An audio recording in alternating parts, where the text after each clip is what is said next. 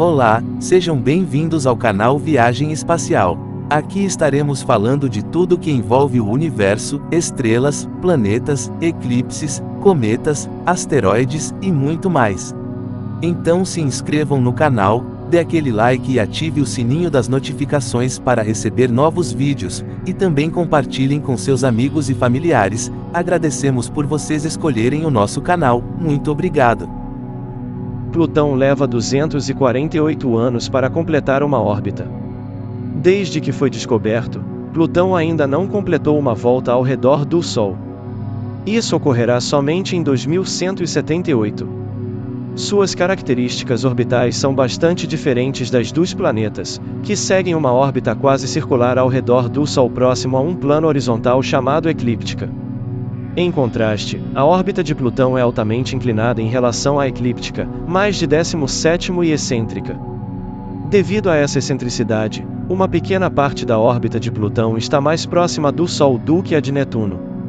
A última vez que Plutão ficou mais próximo do Sol do que Netuno foi entre 7 de fevereiro de 1979 e 11 de fevereiro de 1999. Cálculos precisos indicam que a vez anterior que isso aconteceu durou apenas 14 anos, entre 11 de julho de 1735 e 15 de setembro de 1749, enquanto que de 30 de abril de 1483 a 23 de julho de 1503 também durou 20 anos. Apesar de esse padrão repetitivo sugerir uma órbita regular, a órbita de Plutão é, a longo prazo, caótica. Atualmente Plutão está a 32,32 unidades astronômicas do Sol. Apesar de a órbita de Plutão parecer cruzar a órbita de Netuno numa perspectiva de cima, as órbitas dos dois objetos estão alinhadas, e então eles não podem colidir, ou nem mesmo se aproximar um do outro. Ao analisar as órbitas de Plutão e Netuno, pode-se observar que elas não se cruzam. Quando Plutão está mais perto do Sol do que Netuno, a sua órbita cruza a de Netuno, vista de cima, porém ela está 8 unidades astronômicas acima do caminho de Netuno, evitando uma colisão. Os nodos orbitais de Plutão, os pontos onde sua órbita atravessa a eclíptica, são separados dos de Netuno por mais de 21 graus. No entanto, apenas isso não é suficiente para proteger Plutão. Perturbações dos planetas, especialmente Netuno, poderiam alterar aspectos da órbita de Plutão ao longo de milhões de anos, e uma colisão seria possível. O mecanismo mais significativo que evita Plutão e Netuno de colidirem é a ressonância orbital de 3 horas e 2 minutos que há entre eles, ou seja, a cada 3 órbitas que Netuno faz ao redor do Sol, Plutão faz 2. Então, os dois objetos voltam às suas posições iniciais e o ciclo de 500 anos continua. Esse padrão se repete a cada ciclo de 500 anos. Durante o primeiro periélio de Plutão, ele está a 50 graus na frente a de Netuno, enquanto no segundo está a 50 graus atrás a de Netuno.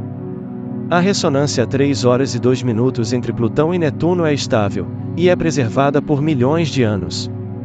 Isso evita que uma órbita mude em relação à outra, o ciclo sempre repete-se do mesmo jeito, e os dois corpos nunca passam perto um do outro.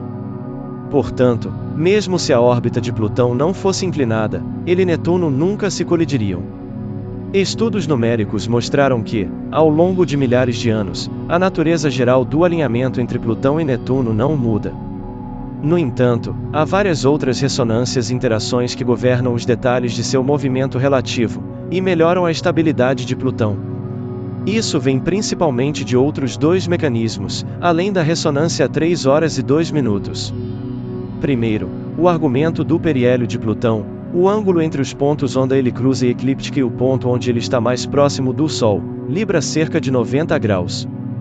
Isso significa que quando Plutão está mais perto do Sol, ele também está no seu ponto mais longe do plano do Sistema Solar, evitando encontros com Netuno. Isso é uma consequência direta do mecanismo Kozai. Em relação a Netuno, a amplitude de libração é de 38 graus, então a separação angular do periélio de Plutão com a órbita de Netuno é sempre maior que 52 graus.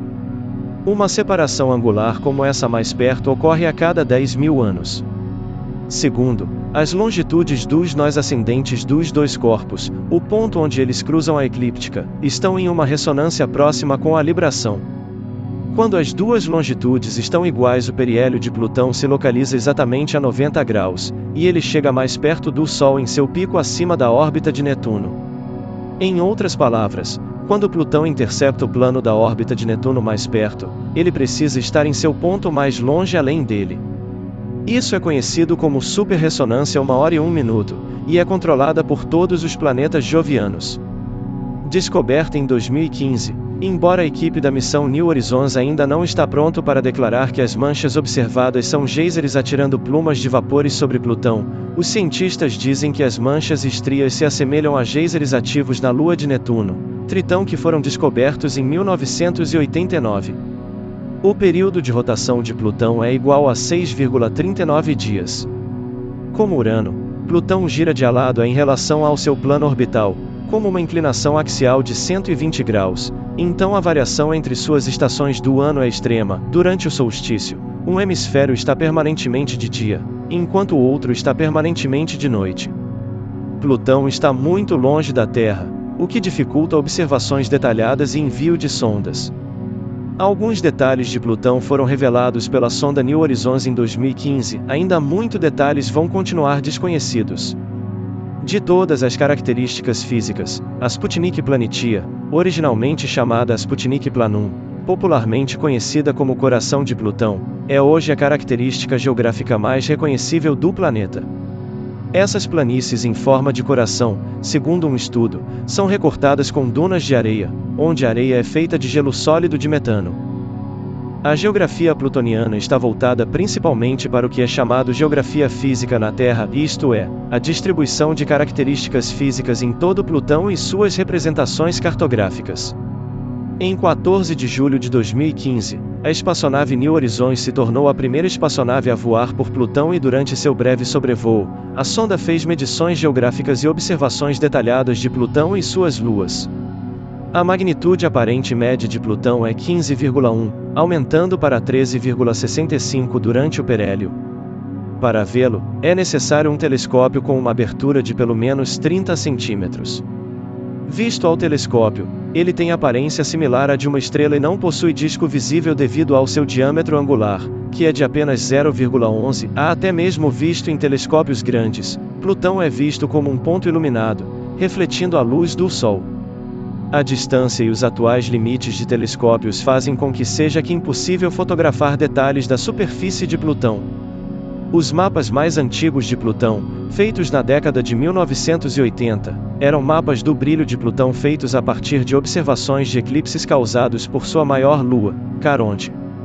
Observações foram feitas com as mudanças do brilho total médio do sistema Plutão-Caronte durante os eclipses. Por exemplo, eclipsando um ponto brilhante de Plutão muda o brilho total mais do que eclipsando um ponto escuro. Processamentos por computador de muitas observações assim podem ser usados para gerar um mapa de brilho. Esse método também pode ser usado para observar mudanças no brilho ao longo do tempo.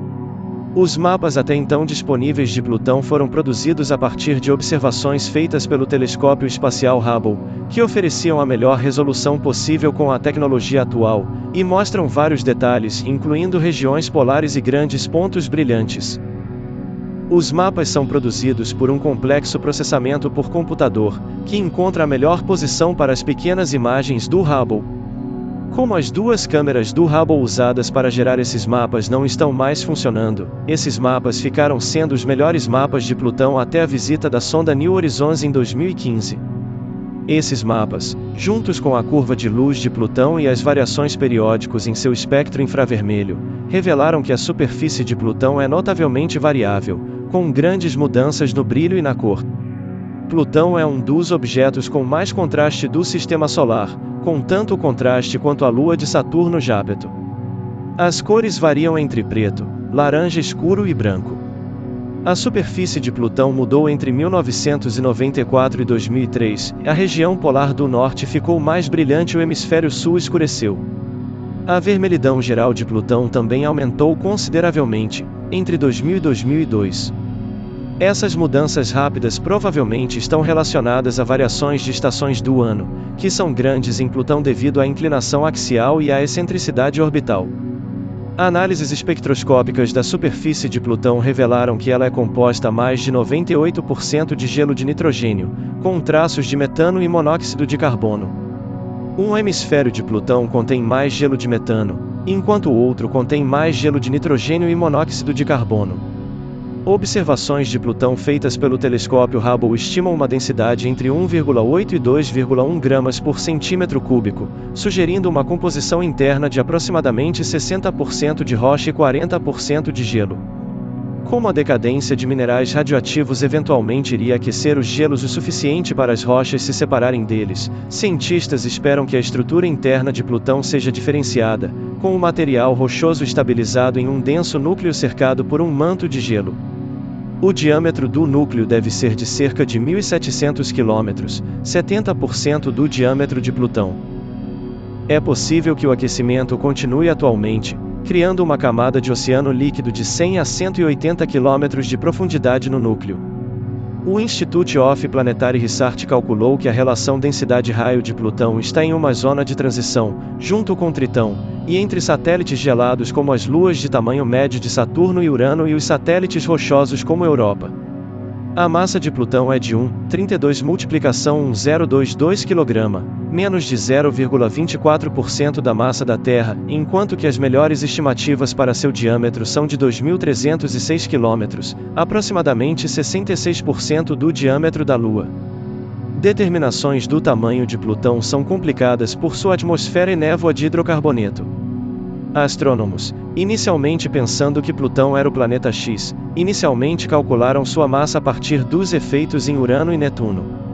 Em 1955 foi calculado que Plutão tinha aproximadamente a mesma massa da Terra, e em 1971, outros cálculos abaixaram sua massa para aproximadamente a massa de Marte. No entanto, em 1976, Dali Cruikshank, Carl Pilcher e David Morrison, da Universidade do Havaí, calcularam seu albedo pela primeira vez, e foi descoberto que Plutão era muito luminoso para ter aquele tamanho e portanto não podia ter mais de 1% da massa da Terra. O albedo de Plutão é de 1,3 a 2,0 vezes maior que o da Terra. Em 1978, com a descoberta de Caronte, foi possível determinar a massa do sistema Plutão-Caronte pela primeira vez. Quando os efeitos gravitacionais de Caronte foram medidos, a verdadeira massa de Plutão pôde ser determinada. Observações de Plutão em ocultações por Caronte permitiu os cientistas medirem seu diâmetro, enquanto a invenção da ótica adaptativa permitiu determinar sua forma precisamente.